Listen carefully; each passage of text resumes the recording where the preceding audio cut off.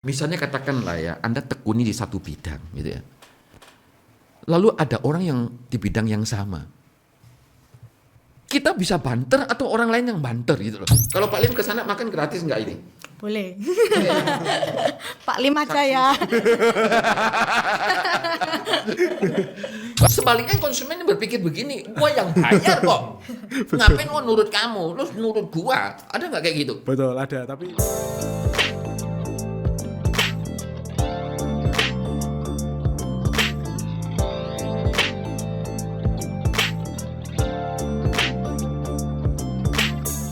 Salam jemaat yang dikasih oleh Tuhan, kita bersuka cita untuk podcast Bukti Buka Hati kali ini. Kita akan kehadiran 3 tamu, anak-anak Tuhan yang bergelut dalam masa muda mereka, dalam profesi dan pekerjaan yang mereka tekuni.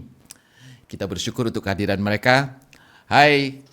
halo. Nah, apa kabar semuanya? Nah, saya ingin Anda masing-masing memperkenalkan diri dulu. Mulai dari yang cantik dulu. Ladies first. Ya, nama saya Felicia. Terus sekarang bekerja di bidang F&B. Nama saya Daniel, saya bergerak di bidang building material. Kalau saya Anmart, saya di Sosmed Media Agency. Wah, ini kerjaan-kerjaan yang saya sendiri tidak terlalu paham loh ya. Karena pekerjaan saya dulu itu ya buka toko tok gitu aja ya. Buka warung kopi lah ya, kopi tiam gitu ya. Nah, karena Anda punya pekerjaan yang sangat menarik, saya mengundang Anda. Ayo kita berbincang-bincang ya. Nah, boleh nggak ceritakan sekilas itu ya, untuk bidang yang Anda tekuni, sudah berapa lama sampai hari ini gitu? Ayo, siapa duluan? Enmat. Oke, kalau saya tahun ini masuk ke tahun ketiga untuk saya bisnis di sini. Kok bisa tertarik dengan bidang kayak begini yang Anda tekuni ini? Yang pasti karena passion. Jadi memang saya suka di perfilman, saya suka di kreatif industri. Tuh, jadi saya merasa terpanggil untuk ikut ambil bagian dalam pekerjaan ini gitu. Waktu studi bidang yang sama juga? Kebetulan sama, cuma nggak persis. Jadi waktu studi saya lebih ke arah desain produk. Oh, desain produk. Iya. Cuma dalam proses kreatifnya itu sama. Jadi langkah-langkahnya itu sama. Penerapannya aja beda. Gitu. Kalau Daniel gimana Daniel? Kalau saya sudah sekitar mungkin ada lebih dari 7 tahun sih Pak. Cukup lama, lebih lama ya? Iya, 7 tahun, ya toko bangunan lah. Toko bangunan ya. Toko bangunan. Ya, kenapa bisa terjun di situ? Karena meneruskan Pak. Karena eman nggak ada yang meneruskan, akhirnya saya yang handle. Loh, Anda studi waktu itu apa ya? Ekonomi. Ekonomi. Iya. Ya nyambung-nyambung lah ya. Ya bisa lah. Kan anak sekarang kan banyak yang nggak mau meneruskan usaha orang tua. Karena jaga toko kan tidak menarik dong. Anda tidak merasa begitu? Enggak juga sih Pak. Saya sih nggak peduli kata orang ya Pak. Anda sendiri merasa nyaman di situ? Ya ada nyamannya juga, ada faktor terpaksa juga ada Pak. Oh gitu ya? Nah, karena kan siapa lagi yang handle kalau nggak saya? Kadang-kadang kan anak-anak berpikir begini, bukan soal siapa yang handle, karena dia merasa pekerjaan orang tua, walaupun tempat itu mungkin ya menghasilkan, cuma dia merasa tidak nyaman. Dia suka tempat yang bersih, pakai baju rapi, dasian, wangi, dan seterusnya. Anda tidak punya keinginan seperti itu?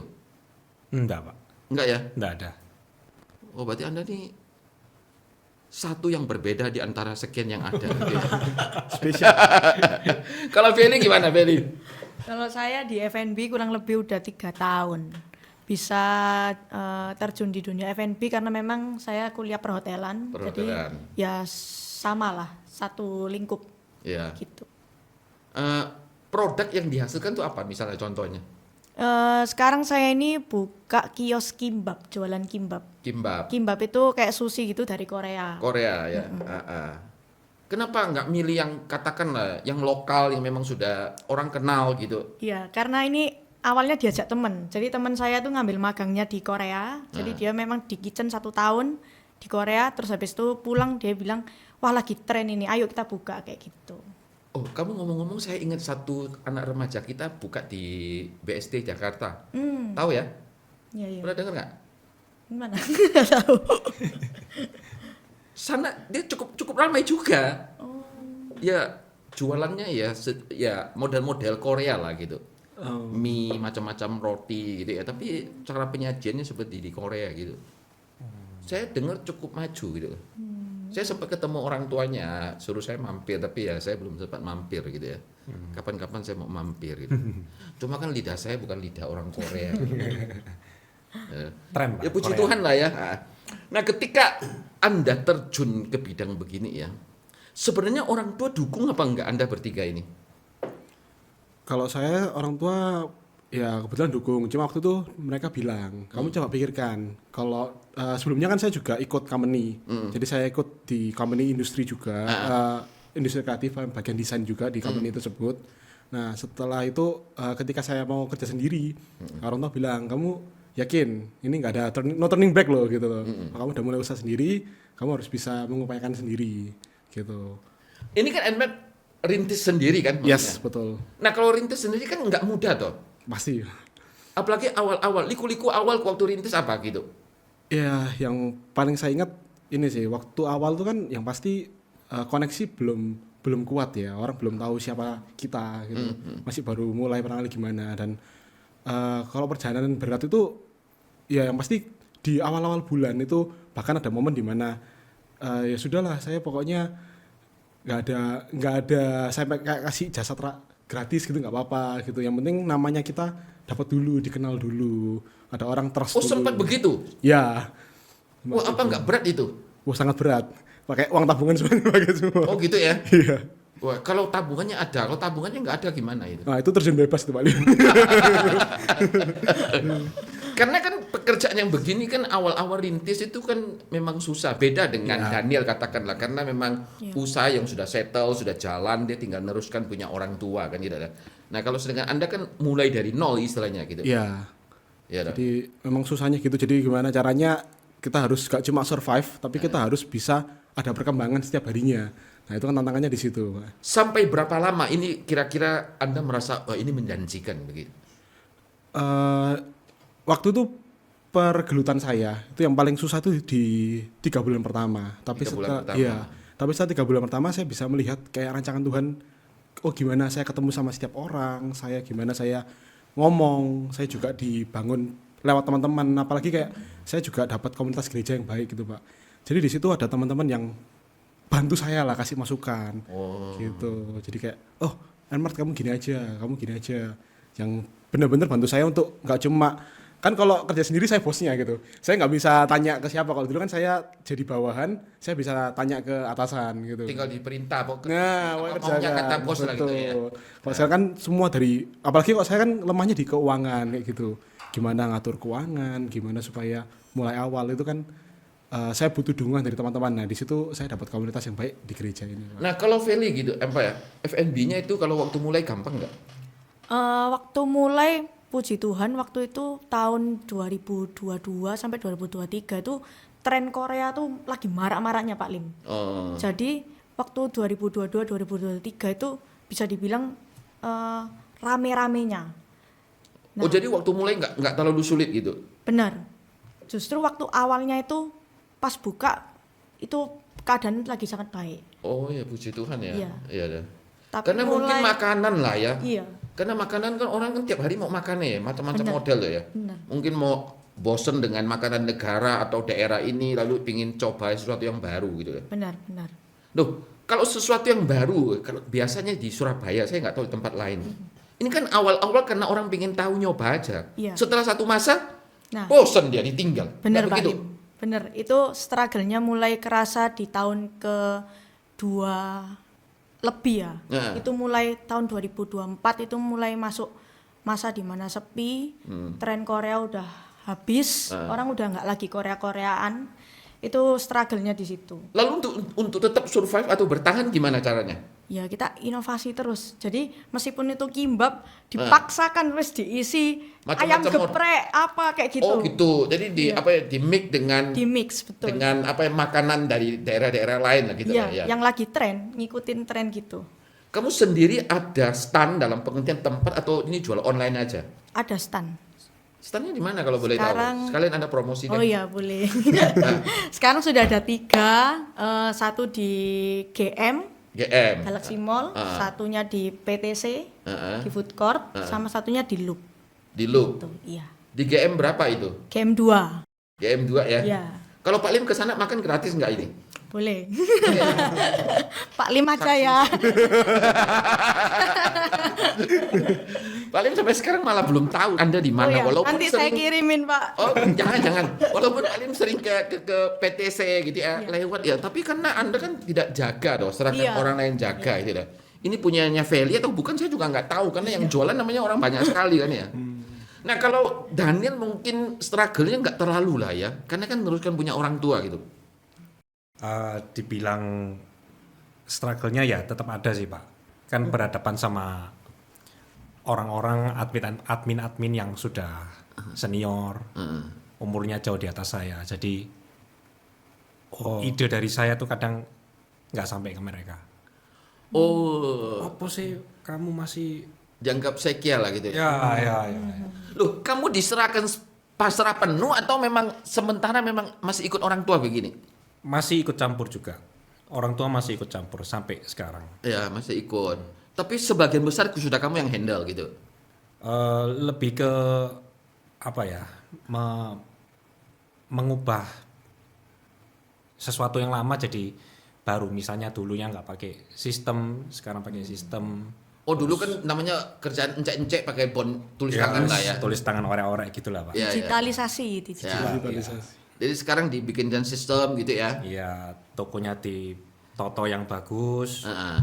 armadanya dibagusin, ada stiker-stiker promosinya, Iya. kayak gitulah. Kalau dulu kan asal letak aja, ditaruh istilahnya Ya. itu ditumpuk-tumpuk gitu ya. Ya. Sekarang mungkin di display yang bagus gitu ya. Ya, Menarik bikin, gitu ya. bikin customer datang lebih nyaman lah. Lah kayak begini kan butuh cost. Biasanya orang istilahnya kalau usaha encek-encek itu kan dia sebisa mungkin cost yang keluar kan kecil gitu. Apa Anda nggak mikir begitu? Justru saya memanfaatkan apa yang ada, Pak. Iya, jadi ya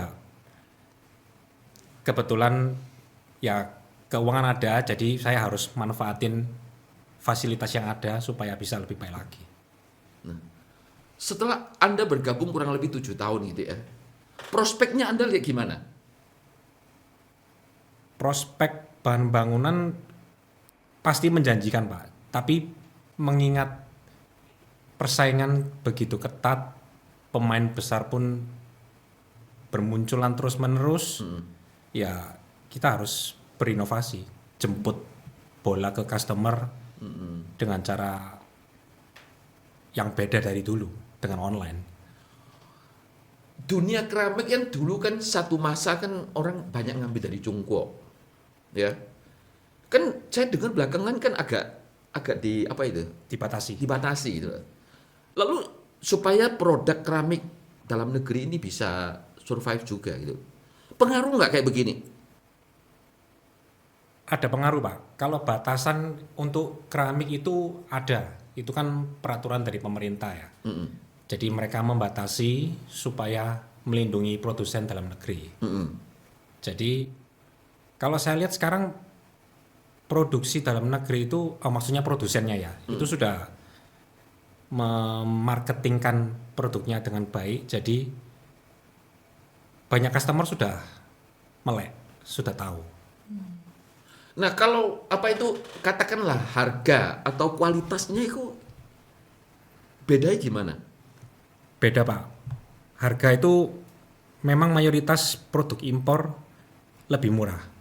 Yaitu mungkin urusan pabrik ya, Pak ya. Kalau saya kan justru cuma merasa agak sedikit apa ya anomali gitu loh. Kenapa yang dari luar itu justru lebih murah? Kan harusnya cost kan lebih tinggi toh, dari sana bawa ke sini itu kan ada biaya perjalanan. Sedangkan produksi dalam negeri itu kan ya, katakanlah dengan kualitas yang sama, kok justru lebih mahal itu kenapa itu loh? setahu saya itu, Pak, pemerintah sana itu ada subsidinya, Pak. Loh, dia masuk katakanlah biaya perjalanan, lalu masuk kena tag impor, ya toh? Karena masuk ke Indonesia kan, karena ada tagnya. Nah, sedangkan kita pemain lokal kan sudah nggak kena tag yang beginian gitu loh. Kok masih tetap lebih murah? Subsidi yang diberi itu Besar sekali gitu. besar, Pak.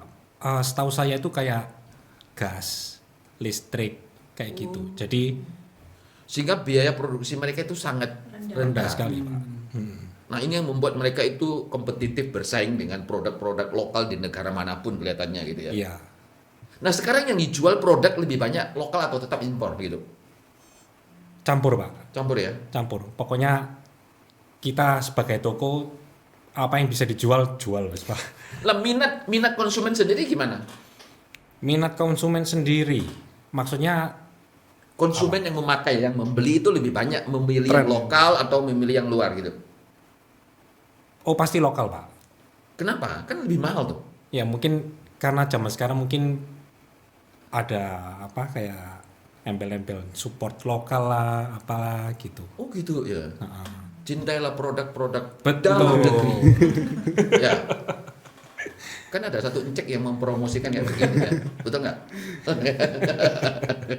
Nah, kendala apa yang paling besar yang Anda hadapi selain tadi yang sudah diceritakan gitu ya? Supaya anak-anak muda ketika dia mulai satu dunia usaha yang dia mulai tekuni atau meneruskan yang mungkin mereka juga perlu tahu kira-kira gitu. Kalau Daniel sendiri apa kendalanya yang paling besar? Kendala paling besar bersaing sama pesaing sih, Pak, sama-sama sesama toko lah. Terus sama toko. Gimana supaya kita lebih muncul di hadapan publik. Biasa kan ada paguyuban katakanlah ya, organisasi yang di bidang yang sama. Ojo rek kita terlalu jual terlalu rendah misalnya ya, ngepia lah orang bilang. Ada nggak paguyuban kayak begini? Setahu Untuk saya tetap sih, menjaga harga itu stabil gitu. mungkin itu di luar kita ya, Pak ya, sebagai toko ya. Oh, mungkin yang pemain besarnya. Betul, mungkin pabrik-pabriknya itu, Mungkin, produsennya itu.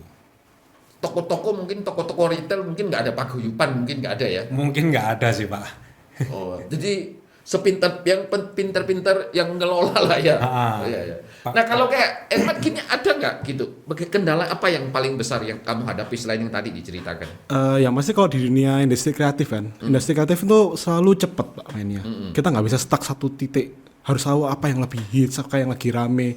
Jadi kendalanya tuh orang harus cepat untuk tahu apa yang lagi tren.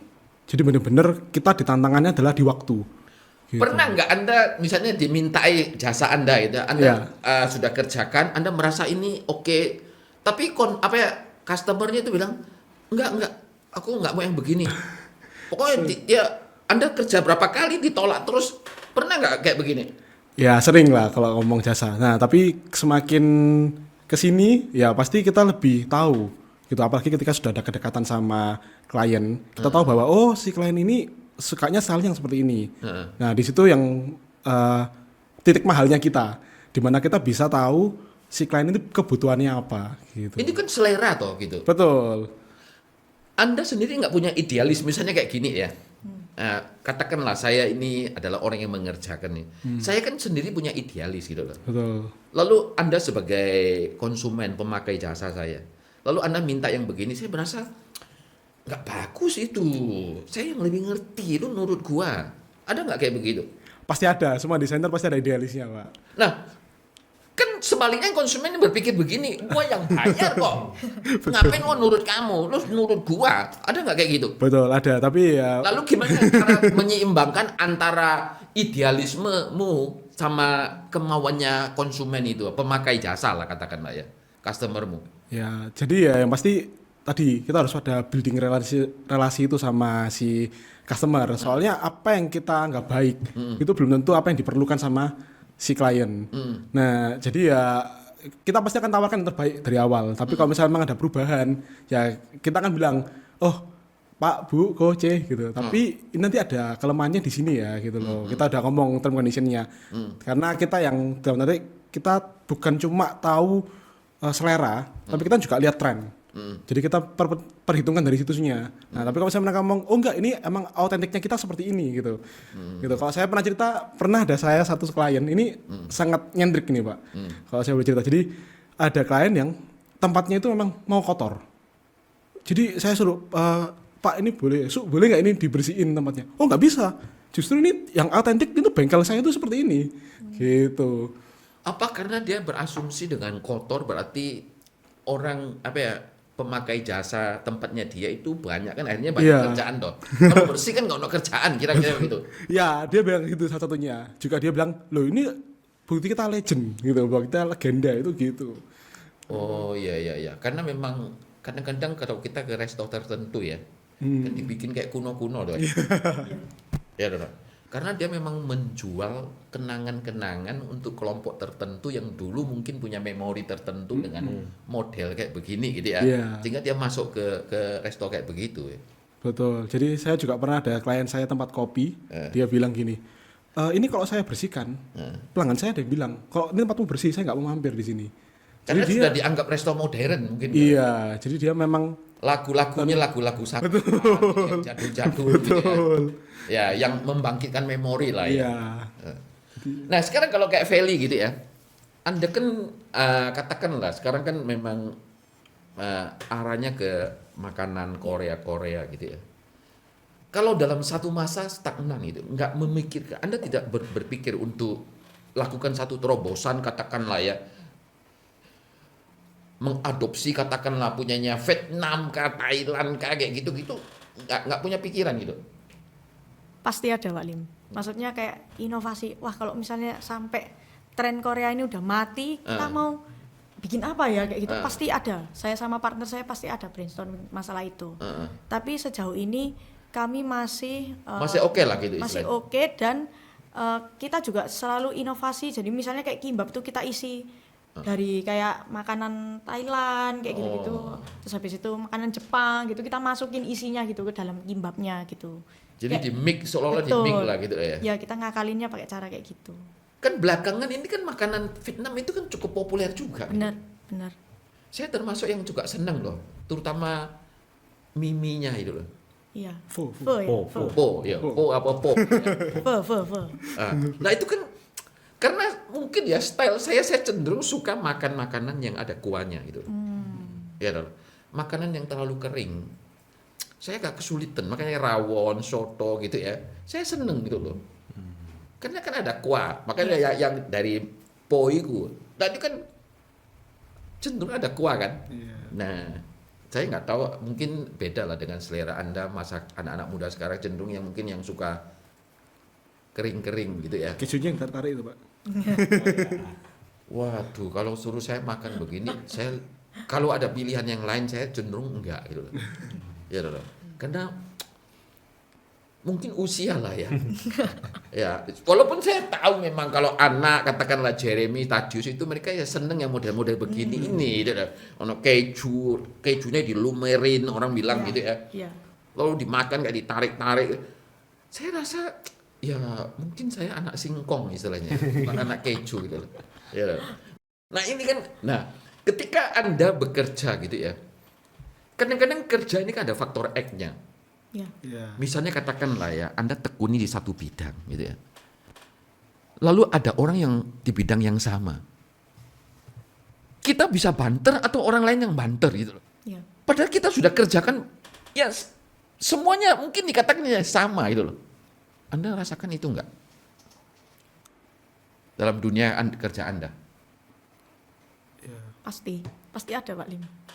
Nah, kalau sebagai anak Tuhan, ini kan faktor X-nya apa menurut Anda? Nah. Ya apa, Mat duluan. Ya kalau yang pasti gini, faktor X kan yang pasti kalau dari saya kayak tadi saya sudah bilang, Pak, yang pasti saya tawarkan apa yang sebisa yang terbaik gitu. Kita kasih value dari setiap jasa kita. Itu yang terbaik yang bisa kita lakukan. Tapi kalau misalnya kayak bilang lah, oh harganya beda sedikit atau lebih worth it yang tempat lain gitu. Ya saya sih percaya gitu. Kalau ngomong agama ya saya percaya Tuhan berkat kasih kemana-mana. Tapi kalau buat saya itu juga di sisi lain ini berarti cermin buat saya. Berarti saya ada kekurangan yang harus saya bisa atasi. Nah, tinggal kalau saya dibilang value-nya kita apa. Nah, kalau misalnya kita emang mau mainnya di harga, ya kita bisa aja perang harga murah-murahan. Nah, kalau buat Enmart sendiri kita nggak mau cuma main di harga, Pak. Tapi gimana caranya kita bisa bener kayak tadi, setiap desainer pasti ada idealisnya. Gimana caranya tetap kita kasih idealis kita dalam setiap pekerjaan kita di mana. Ya. Gitu. Kalau MT pernah ngalami nggak yang saya bilang faktor X itu? Pernah sih Pak. Ya, kalau di saya sih persaingan itu pasti tetap ada Pak. Jadi sebisa mungkin pokoknya kita layani customer dengan baik, terus kita berdoa juga ya Pak ya, semoga customernya itu tidak lari ke toko lain karena Jadi doa itu Anda lihat sebagai faktor X-nya gitu. Iya. Bisa nggak? Saya Bisa, Pak. simpulkan begitu. Pokoknya kita berusaha pasti ada titik terang. Feli pernah ngalami nggak kayak gitu? Pasti pernah, Pak. Apalagi kalau buka di PTC makanannya banyak macamnya. Nah, kok orang lain nggak laku punya kita laku? Faktor X-nya apa gitu? Kalau menurut Anda? Itu berkat Tuhan, Pak. Ya. Nah, kita kan sebagai anak Tuhan gitu ya. Faktor X itu harus kita pahami. Saya nggak tahu Anda nangkep nggak? Itu memang ada Tuhan tuh turut campur tangan gitu, Iya. memberkati kita gitu loh. Kadang-kadang kita juga heran kok punya kita ini kok bisa diminati orang gitu loh. Padahal kalau kita lihat produk kita sama mereka itu ya sama saja gitu loh. Yeah. Tapi orang justru mengatakan enggak, saya mau beli punya Anda gitu. Atau dia mau makan punya kita gitu. Atau pakai jasanya kita. Ngalami nggak kayak begitu? Iya. Iya. Ngalami ya? Iya, ngalami. Nah, ini kan satu penyertaan Tuhan di dalam kita berkarir lah gitu ya, sebagai anak Tuhan gitu loh. Ya loh. Ada kesulitan saya tahu, tapi kadang-kadang di tengah kesulitan itu kita justru tidak membuat kita itu seperti pintu itu tertutup gitu loh. Ya. Terbuka, lalu kita bisa menemukan jalan, bahkan kita bisa bangkit gitu ya dari keterpurukan gitu ya. Nah, ke depan ketika Anda mengerjakan begini ya, tentunya kan punya mimpi dong, masing-masing punya dream gitu. Mimpi Anda itu apa masing-masing? Ayo. Feli dulu, mimpinya apa Feli? Ya, kalau sekarang bilang mimpi ya pasti besar ya. Saya sama partner selalu kayak punya mimpi apa kita mau kembangkan jadi sebuah restoran atau apa. Sementara ini kan kita punya 3, ini kan masih kios kecil gitu ya Pak Lim. Atau kita mau kayak ada ya kursi-kursinya supaya orang bisa makan di situ gitu ya. Kita pin punya sebuah restoran lah. Itu mimpinya. Cuman Bukan mimpinya ada 1000 cabang. oh ya itu juga boleh. Loh, kan satu hari jadi Iya. franchise-nya orang. Iya. Katakanlah misalnya kita katakanlah ada satu produk Amerika gitu ya. Kan mulai dari menjajakan ketika dia Benar. sudah usia cukup lanjut, sudah pensiun, retired gitu ya. Dia mulai menyajikan makanan lalu dijajah di satu tempat ke tempat yang lain. Nah, sekarang kan boleh bilang mendunia gitu kan. Iya. Pernah bayangkan nggak pernah bayangkan gitu loh. Anda punya mimpi kayak begitu? Ya pasti ada Pak Lim. Mimpi ya, kita Iya. bawa dalam doa Iya. ya. Ini kan gitu dah. Nah, kalau MT kan, ini kan toko kan jadi satu tempat gitu lah. Anda tidak bermimpi satu hari jadi katakanlah ya sebagai distributor atau produsen atau apa gitu. Atau Anda nyaman dengan gini aja? Kalau saya sih sesuai realita aja Pak. Pokoknya orang butuh bahan bangunan, langsung top of the mind-nya toko saya gitu. Oh, oke. Jadi rujukan utama lah, Iya. pertama gitu ya. Iya. Jadi Nggak kalau perlu- orang mau butuh apa, ingatnya merek toko kita gitu kan ya. Ya, nggak perlu tempat besar, pokoknya ada di pikiran orang-orang.